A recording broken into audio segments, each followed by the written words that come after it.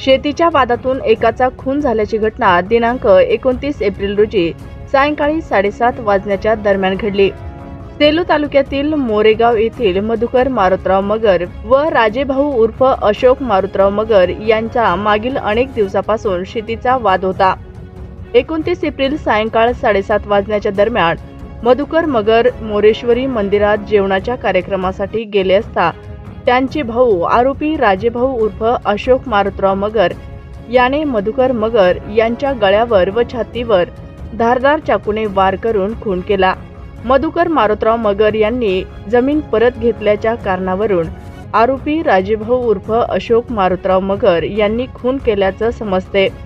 मधुकर मगर यांच्या पत्नी अलका मधुकरराव मगर यांच्या फिर्यादीवरून सेलू पोलीस ठाण्यात 237/2024 कलम 302, 323 सह कलम 4/25 नुसार गुन्हा दाखल करण्यात आला आहे। सदरील गुन्ह्याचा तपास पोलीस निरीक्षक दीपक बोरसे यांच्या मार्गदर्शनाखाली पोलीस उपनिरीक्षक जटाळ हे करत आहेत।